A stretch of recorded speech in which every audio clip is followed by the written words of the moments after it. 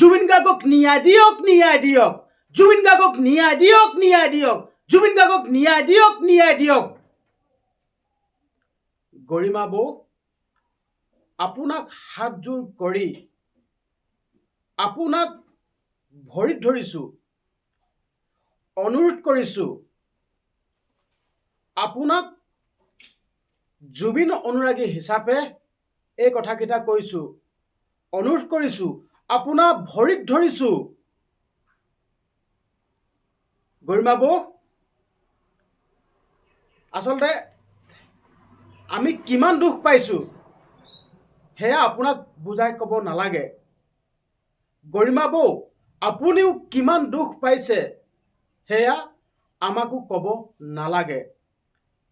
গৰিমা বৌ, আপোনাক বিনম্ৰভাৱে এটা অনুৰোধ কৰিছো, জুবিন গাৰ্গৰ অনুৰাগী হিচাপে।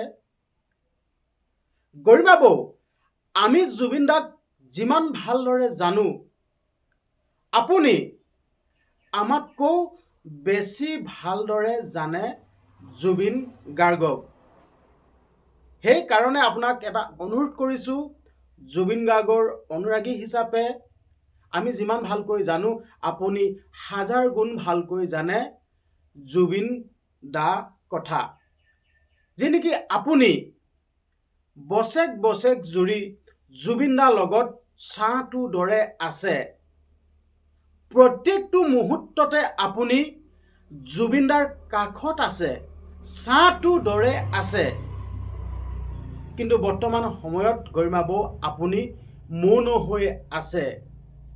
সেইকাৰণে আপোনাক ভৰিত ধৰিছো, আপোনাক অনুৰোধ কৰিছো, গৰিমা বৌ, আপুনি মৌন হৈ নাথাকিব।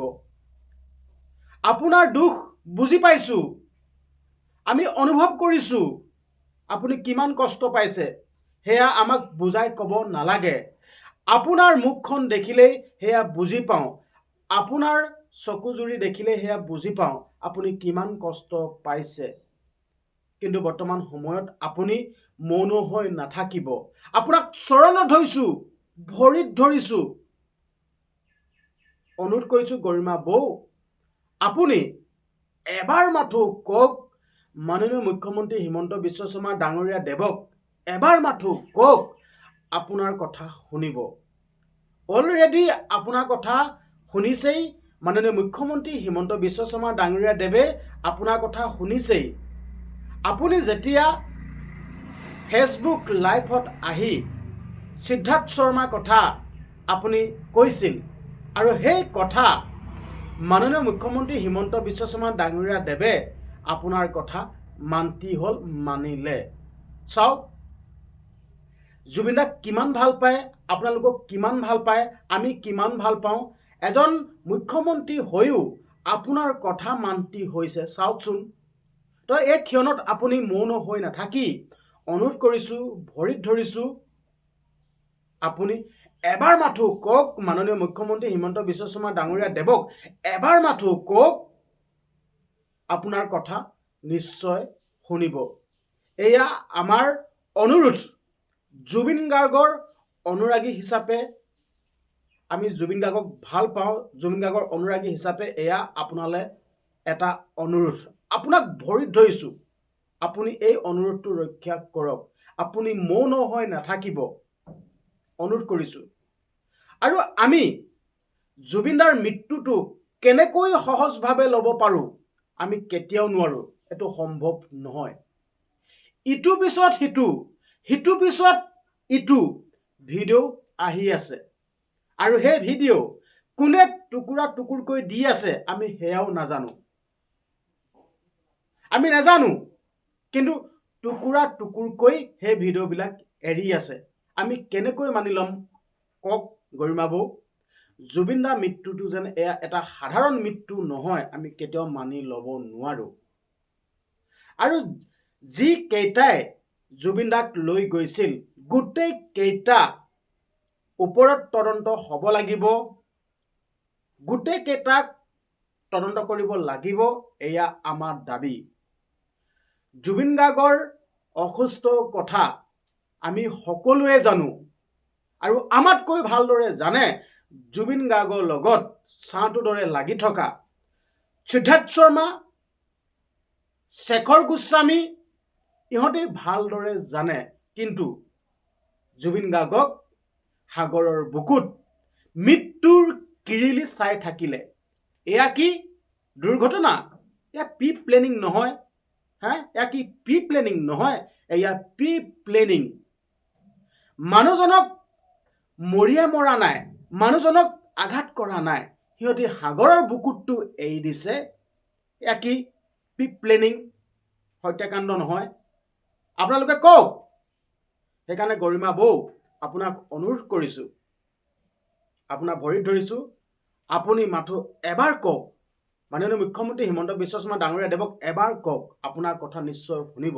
আৰু এটা অনুৰোধ কৰিছোঁ আপোনাক, আপুনি জুবিনদাৰ ন্যায় কাৰণে আপুনি এখন এজাহাৰ দিয়ক, আপুনি কেছ কৰক, অনুৰোধ কৰিছোঁ।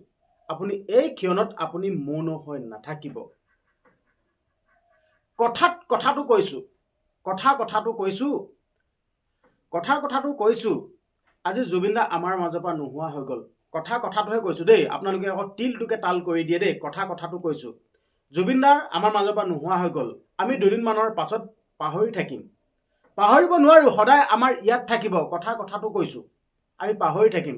কিন্তু গৰিমা বৌ, আপুনি জানো পাহৰিব পাৰিব? আপুনি কেতিয়াও নোৱাৰে। তো সেই কথা চিন্তা কৰি আপুনি অন্ততঃ এখন এজাহাৰ দিয়ক।